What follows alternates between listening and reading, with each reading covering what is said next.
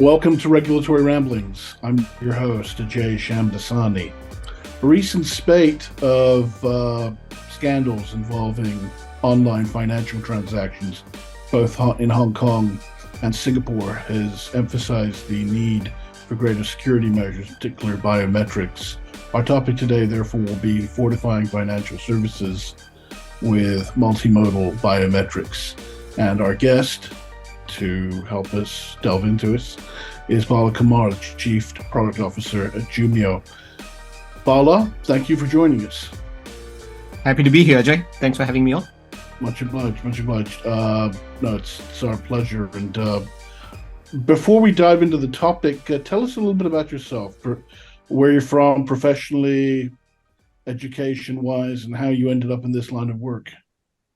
Oh, absolutely. I've been here at Jumio for a little over 2.5 years at this point. Prior to that, I spent a couple of decades at TransUnion, the credit bureau. I was responsible for the fraud ID products in the US markets. And even prior to that, I was born, raised in Bangalore, India. The tech hub of India, yeah. Yep, absolutely. And then I came over to the US here in 2000. Been in the product line for the majority of my career, moved into the fraud ID space when an opportunity came up for me at TransUnion, and it's been a fascinating world. The fraudsters always keep us on our toes. It's you build a wall, they'll find a taller ladder, and you just keep playing that cat and mouse game. So it's been an exciting space to be in. And for me, the pleasure is really about the value we can deliver our customers, how we can keep the bad guys out while we enable commerce, while we enable good customers to continue with their lives. And that's what makes this fascinating for me. It's interesting you say that, because it's the modalities keep changing, and you see that. I mean, I was covering the financial crime beat for a number of years, and the modalities keep shifting. But let's dive right into it. So AI-fueled phishing attacks are on the rise in the Asia Pacific. So how do you see developments affecting the landscape of online identity fraud, and how can we anticipate what shape it might take in the future, both in terms of the modalities of fraud and such schemes, as well as the ways to counter and protect against them? I've been in this fraud ID space for so many years at this point, and each time you see a sophisticated attack and you think, wow, these guys are getting creative, they're getting smart. And once we've addressed it, they'll come back with something even better. We have to give credit where credit's due. Fraudsters are a sophisticated lot. They are innovative. They band together, they work together, they collaborate together, and try and figure out how they can collectively go after businesses and consumers. What we've seen in the recent past has gotten a bit more concerning than usual, especially with tools like ChatGPT and others making its way into the hands of regular people. These used to be more technologies, etc., that were in the labs in the past, but now everyone, common people can go online and they can get an account with ChatGPT, and they can see the power of generative AI tools. And fraudsters are not sitting back and watching this. They are actively engaging and leveraging these tools as well. So I'm not very surprised to see the sophistication of the attacks that we are seeing coming through. And I only expect it to get even more trickier as we go forward over the course of the next 12, 18 months, as these tools become even more powerful. We've basically made available rich access to sophisticated spoofing tools in the hands of fraudsters. It doesn't mean that that cannot be stopped. As much as power we put in their hands, we also have the tools to be able to recognize when those tools are being employed. But it certainly seems as though the tech savvy, I mean, there's a saying, why are the worst so full of purpose? That we often see not nice people with high IQs and good people with, subpar IQs. And certainly the tech savvy, the know-how, the sophistication seems to be on the part of the criminals, because they're creative, they're enterprise, they're looking for new ways to beat the system. To them, you know, whether or not they can crack the code and crack the security determines whether or not they get their payoff. In that sense, police and regulators will always be playing catch up. You're right about some of the agencies, but also businesses, companies like us. This is our bread and butter. This is what we do, and you're absolutely right. For me, the concern I have, or the advantage that the fraudsters have, is they band together, they collaborate together, and they work together to share knowledge and tools so they can attack collaboratively. Whereas as businesses, we are all operating in our respective silos. Each one of us is trying to figure out different ways to solve this, right? So that collaborative aspect across businesses is missing. The collaborative access about the network effect of this is missing. Each of us can see the network effect within our walls. So that's one area where the fraudsters have an advantage. But that said, because we see this coming, to your earlier question, where is this going to go over the next year, couple of years, etc.? Because we are already seeing what's happening out there. We already have tools in place to counter that, but we know where they're going to go. We are already planning ahead. We are already thinking about the next 12, 18, 24 months, and we are starting to build up our tools and defenses against this. So there's a reactive response, but there's also a proactive response that we are working on. So I wouldn't put too much in the hands of the fraudsters, because the other aspect is the tech savviness of this. Not everyone is at that level, right? The most fraud that we see come through are typically the amateurs. The sophisticated fraudsters is a smaller percentage, at least at this point in time. And by the time those sophisticated tools make its way to the amateur fraudsters, we have already gotten ahead of that, and now we are getting ready for that next battle, right? So I think the sophistication of fraud attacks is definitely gotten better, but it is still in the hands of a few sophisticated fraudsters and not the vast majority of them at this point. So how do businesses then effectively counteract the threat of identity fraud and safeguard their customers while maintaining regulatory compliance?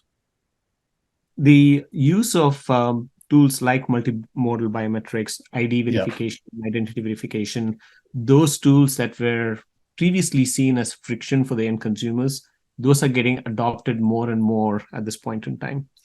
For example, 4 or 5 years ago, if you ask somebody to take a picture of a driver's license, a passport, or a selfie, they would be like, yeah, that's a lot of friction. I have to go find the ID. I have to dig into my pocket, into my wallet, and take my license out. And they would see it as friction.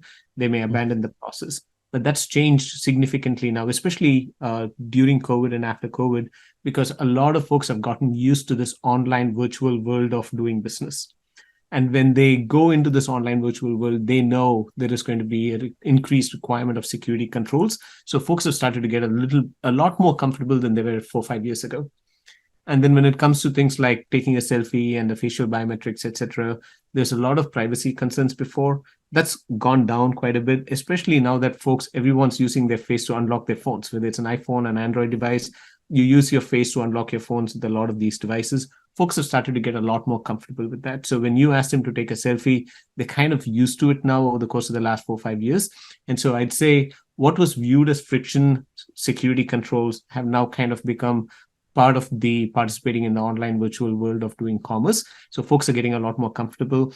And because of that, we are now able to leverage a lot more secure, stronger verification or authentication tools than we've ever done before. Yeah. It's just that we're increasingly seeing no system is foolproof. And so now we look to more concrete examples, like increasingly Southeast Asian governments are trying to facilitate cross-border payments. So with that in mind, how do you ensure that those transactions, such as remittances, but also mainstream banking transactions, how do you ensure that they're secure and adhere to the varying regulations across different markets? Because this implicates multiple things, right? It's not just bank payment and banking law, but it's also data transfer rules and the like. So I guess that's why there's a security component to it, but then there's also the regulatory component to it when you're talking about information crossing borders. So let's deal with that in that order. How do you ensure the security is tight, and how do you ensure that you're meeting your requirements across various jurisdictions legally in terms of the rules and regs? In fact, at the Singapore FinTech Festival recently, Singapore announced the cross-border payments links with Indonesia and Malaysia. And this is just earlier this month. And when you do that, now your exposure, the surface area of exposure dramatically increases. And now we're relying on controls that are... But clearly, they think it's worth it. It is, greater connectivity. Exactly, right. So the greater connectivity, improved commerce, improved enablement for consumers. So from that perspective, it is worth it. But at the same time, we have to make sure that we're bringing the right controls in place. We have to make sure, to your point about the regulatory compliance, it's critical that those are being met by the institutions that are making these available. And again, this is where the multi-modal biometrics, the ID verification tools, etc., are critical, because when you use ID verification, it's a key part of KYC tools. It's a key part of AML tools, right? And which is why I was saying, 4 or 5 years ago, it was a different worldview of how these tools could be used. But now it's become part and parcel of regular life. It's enabling governments and government agencies, etc., to start opening up the borders to enable this type of commerce, to enable this type of connectivity across, because now they're able to leverage these types of tools on a daily basis. From a KYC standpoint, for example, when you ask the consumer for their name, their address, and email, phone, augmented with the picture of a driver's license or a passport, that goes the extra mile to meet your regulatory requirements from a KYC standpoint. And then the second aspect is, think about the last time you traveled. You cannot get on a plane unless you furnish a government-issued ID. That's how much trust and confidence is placed in that ID. Right. And when you ask customers, when they're going through these processes, to furnish an ID or to furnish a biometric, a facial biometric, a liveness check, etc., you're using the most sophisticated security controls to ensure that you're enabling the right type of people to get through. Now, there is risk involved, right? Let's all be very clear that there is always going to be fraud. Fraud is going to make its way through. The question is how much of it you're able to catch. Especially with deep fake technologies, we have actually seen in real life a lot of, not a lot, but quite a few deep fake images coming through. And to the naked eye, it is really hard to tell that this is a manipulated image. But if you have invested in the right tools and technologies, the system, the machine learning models, etc., are very capable of detecting these types of manipulations, and you're able to signal that, and you're able to stop some of these bad actors from making its way through. So in my opinion, it's really awesome to see governments like Singapore starting to open up the borders, but it's also critical to make sure that they are employing the right tools along the way to make sure that there is regulatory compliance and there's the right security controls in the mix as well to prevent these sophisticated fraudsters from exploiting the system. Yeah, Singapore, I often find, is often ahead of the curve of many places that in this space, that when they commit to a goal, they work towards it and they achieve it. Many in the private sector, though, it rubs them the wrong way because many of these initiatives are state-led, but at least they're getting done, is how I see it. But if we look to the ongoing debate in this space, that for as long as I've been paying attention to cybercrime and e-commerce more generally, for about 2 decades now, that it seems to me that the debate between security and privacy has always been there, and that Americans tend to place more emphasis on security of the transaction, less so on the privacy. Europe, the emphasis is more on the privacy, and clearly you can ensure almost complete security, but it does require having to give up on the privacy somewhat. Looking to our own region, then, how can organizations, be they banking and financial institutions or multinational corporations, how can they successfully strike a balance between strong security and seamless customer experiences, because the more documentation, the more paperwork, the more busy work, the more admin work you get customers to do, the more that's a drag on their customer experience. What are your thoughts? Yeah. One of the biggest challenges in the online world or the virtual world is really abandonment, Right. because of that busy work that you're talking about, right? So as consumers go through that journey, as soon as they start encountering a lot of this busy work, they abandon the process and they move on to other things. They try to find other ways to maybe work with a different agency, different organization to see if there's a smoother path. Right. What's important is, you touched on something very important, especially multinational companies or government agencies that are trying to operate across borders, is to work with organizations that are global in nature. Companies that provide identity verification tools at a global level, it's critical, because if you have, to your point, regional sophistication, then those organizations are going to be catering to local rules and regulations and not thinking more broadly about the global rules and regulations. When we look at building out our tools and capabilities, for us, two very critical thoughts are: it needs to be privacy first, it needs to be secure. Thanks to GDPR, it's seen as a burden by a lot of companies, but it's also critical to understand why that was put in place to protect the end consumers. If you take that privacy first approach and you design your systems ground up with the privacy first approach, then you're already catering to some of the most stringent privacy regulations that's out there. In our case, for example, because we were GDPR compliant, when CCPA and other things came along, it became very easy for us to start making sure that we are compliant with those as well. And then when it comes to security, it's very critical that folks are thinking about encryption, not just for that particular transaction, encryption in transaction, encryption at rest. These are critical security postures that organizations should be taking. When you start with that, then you start thinking about, okay, what is that user flow going to look like? How much information is going to be available in real time, unencrypted, for you to be able to make some decisions, etc., so you can give quick passage to those end consumers. That has helped inform our product direction. And I've seen this, there are a lot of companies that are trying to approach it the same way. When you got your security and privacy foundation strongly established, then you start figuring out, okay, now with this, how do we enable that consumer experience so the good customers can make their way quickly through the process, and the bad actors, they need to start running into friction, right? You need to automatically figure out how much friction you want to put in a particular transaction based on your assessment of that risk for that individual transaction. So you have to look at it transaction by transaction, and you have to continuously assess, what do I know about this transaction, about this individual? And as you're assessing the different attributes, like the email that the individual provides, the phone, the device that they're using, the ID that they're providing, as you assess each of these, you can decide how much more risk you want or friction you want to put in the path. And the more confidence you have in it, the quicker you can get them through that journey.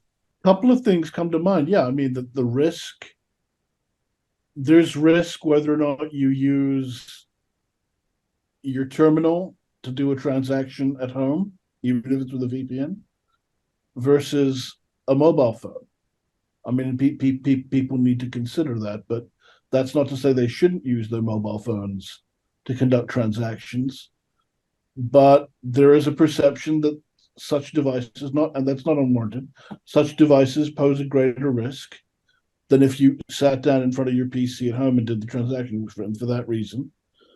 To this day, I know people that enjoy using their smartphones, but will never conduct transactions on them because they fear the security risk is greater with a mobile phone. But the other thing you mentioned was GDPR, and I'm glad you mentioned that, because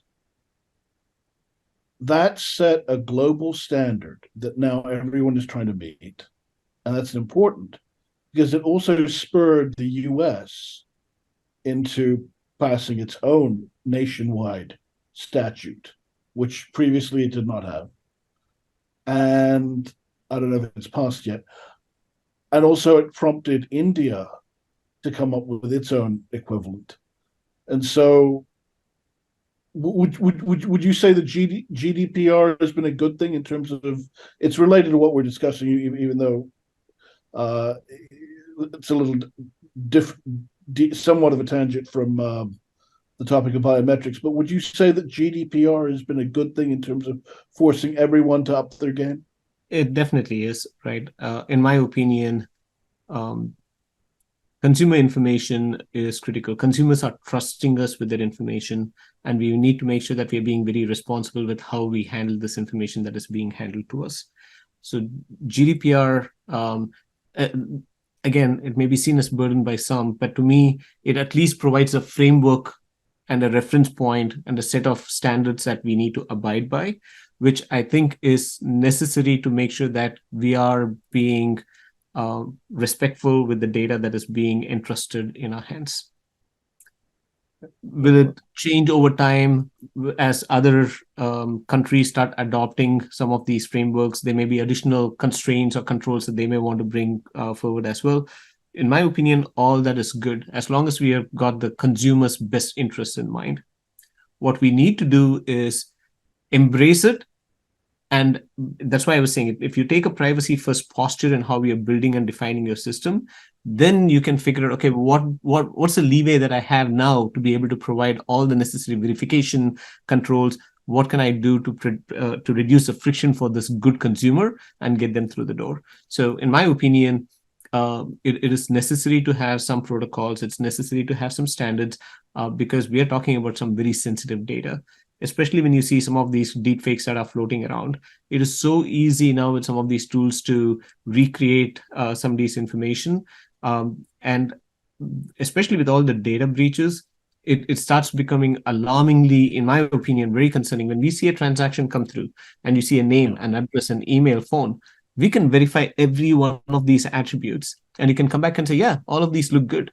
The question that comes up is, but who submitted it? Is it the person who owns that information, or is this a fraudster who got access to it in the dark web and is submitting it, right? And that's where goes back to our earlier part of this conversation, which is multi-modal biometrics. Asking them to take a selfie, verifying that ID that they are providing becomes very critical for us to make sure that the person submitting the information is the person who actually owns that information. Or to put it in more simple terms, I'm not just going to look at the document I've been given. I want to know who's given it to me. I'm looking at the person who's given me the document. Exactly. Right. Exactly. Yeah. One last point on GDPR. I mean, I do think it set the gold standard in many respects of this. In Hong Kong and Singapore, I think the credential is the CIPP, if I'm not mistaken. And if you look at a lot of compliance people, a lot of data officers, data security, data privacy people, a number of banks, they're taking the European version as opposed to the APAC version or the international version, the US version, because they know that the European version is the one everyone's trying to comply with GDPR. The European version of that certification is the one to go with. So yeah, in that regard, I would say GDPR has certainly had an impact in terms of global standard setting and setting the goal to which everyone wants to aspire to. Beyond cybersecurity, what are the other risks and concerns that businesses should consider and address? I think so. There's, of course, the impact that fraudsters bring in, right? I mean, there's billions of dollars at risk because of the cybersecurity attacks. But I think what we just touched on, regulatory compliance, that's a very critical one for businesses. But finding the balance between the two is what is important, right? What I have seen oftentimes is in some organizations, the privacy teams take precedence and they lay out how something should be done, and they're not thinking truly about that consumer experience. You have the security teams defining their own standards and they are not thinking about the bigger picture. And then you have the customer acquisition teams defining their own standards and mechanisms in which they want to acquire. And there's a conflict across these different views, right? Because everyone the acquisition folks want to reduce friction for the end consumers. Privacy folks want to make sure that all the information is well protected and there's going to be no fines, etc., for the organization.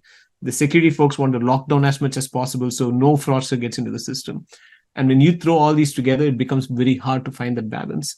And so it's critical, in my opinion, for an organization. It's important we have these functions, but it's important that these functions come together and figure out what that process is going to look like for good consumers and what those controls need to be for the bad actors. It seems like this is an interdisciplinary departmental exercise, drawing on multiple fields of expertise. Certainly the security people in this field are going to be techies, but you were talking about the conflict between the different departments and their different approaches, different ways of viewing the problem. How much of this is a conflict, though, between the techies who have to implement these solutions and the non-techies who set and enforce the rules, both externally in terms of regulators and law enforcement, but also internally in terms of compliance and legal? I don't think there needs to be a lot of conflict. It really depends on how the tools are built. In my opinion, the best tools are the ones where you can configure in real time what your risk appetite is. And in real time, you're able to decide the types of friction you want to put for individual transactions. So if the techies, the engineering teams, the product teams build the necessary configuration tools, then the privacy folks, the security folks, and the consumer acquisition folks, they can get together and figure out how they want to be adjusting the different thresholds. Mm-hmm. And they can also manage these thresholds. If there's a wave of attacks, fraudulent attacks coming in, they can tighten the controls. And when those attacks go away, they can loosen up the controls and let more good customers through the door. So it's critical for organizations to build a tool that is highly configurable in real time, that allows them to find that balance between security posture, acquisition needs, and privacy needs as well. That's key. And then the attitude of a lot of regulators is some institutions have let their security posture slip, but by the same time, it's hard to maintain a heightened degree of security posture all throughout.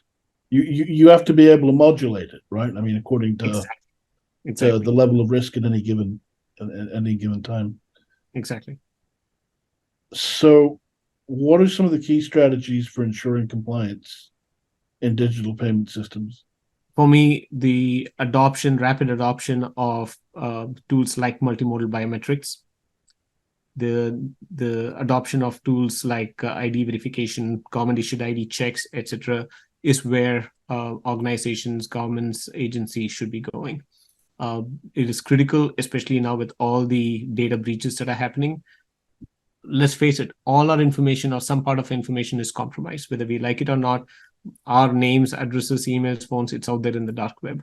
And so for you to make sure, of organizations to make sure that they are dealing with the right people, the person submitting the information is who is actually owning that information, it is critical to adopt these multimodal biometric tools, ID verification tools. In the absence of that, you're operating in the dark. You're going to see information come through, and some of that information is going to look good, and you're not going to know who submitted it. The issue of the dark web is concerning, and it's going to exist. I guess the problem.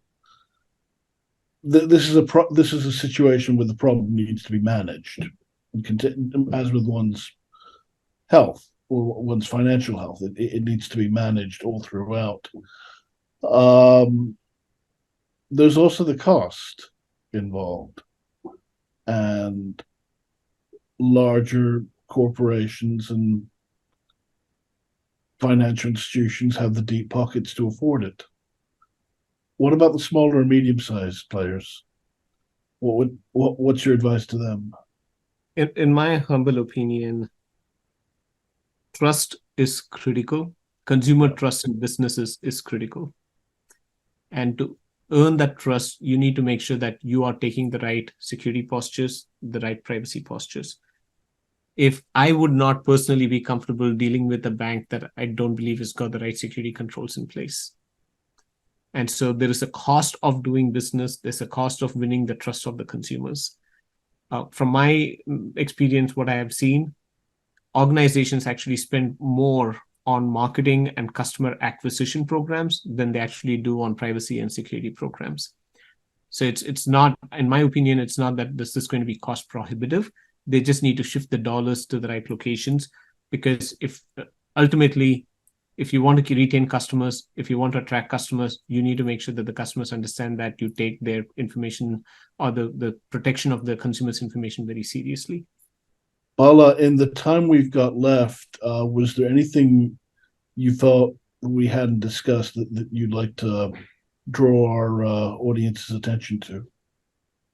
I think we touched on a lot of these areas. The one area that I would re-emphasize is Please. Yeah. Generative AI tools are here to stay. It's only going to get more sophisticated. We've just over the course of this year, we've seen multiple versions of ChatGPT getting rolled out. We've seen what tools like DALL-E are able to do. And these are all available to anyone who wants to use it. While people with the right intentions can leverage it to advance humanity, to advance innovation, folks with bad intentions also have access to it, and they're also smart, and we have to give them credit for the innovation that they're able to bring, but they're going to try and leverage it for negative purposes. So it's critical that we keep that in mind as we are building the controls. We keep that in mind when we are building the right privacy postures within organizations. Tools like Gen AI, I've seen so many deepfake videos come through, deepfake pictures come through, and the human eye, it's really hard for the human eye to be able to tell. So my recommendation to organizations is invest in the right tools. Invest in an organization that is global in nature. Invest in organizations that are already investing in these types of Gen AI tools to be able to combat the Gen AI attacks that we are going to be seeing. Because ultimately, this comes down to a couple of things. One, reducing friction for good consumers, and more importantly, protecting the information that the customers are entrusting in us. We have a responsibility to these good customers, and it is critical that we employ the right tools and the right security postures to make sure that we are doing everything right for those good customers while we weed out the bad actors. The bad actors are going to leverage tools like camera injection, right? I mean, I've seen quite a few instances where they are bypassing the camera to inject video streams into the process, and those images come through and they look as good as real. And which is why it is critical that you're using the right liveness solutions, you're using the right deepfake detection tools in place to make sure that the bad guys get caught in the act and the good guys are not running into too much friction in the process.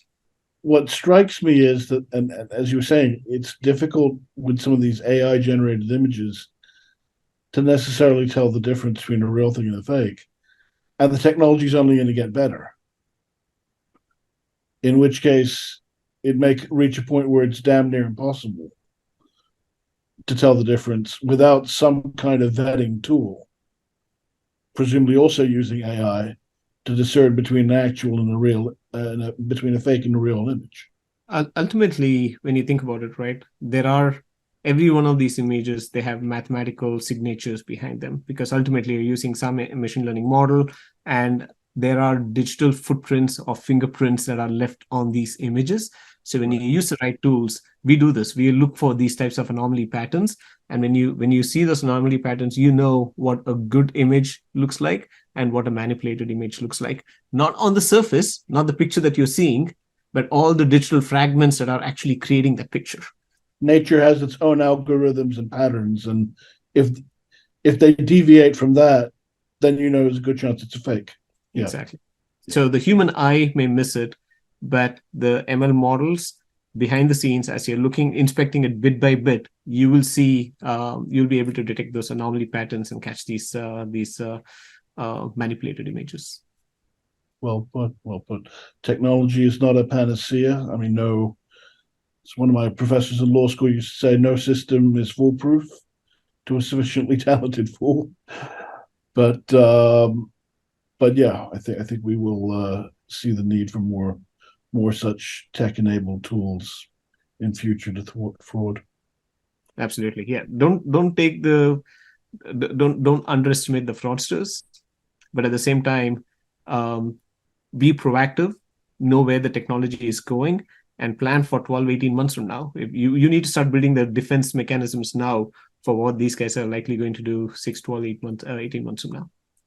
Got to be planning ahead and foresee looming threats on the horizon. Absolutely. Bala Kumar, thank you so much for your time.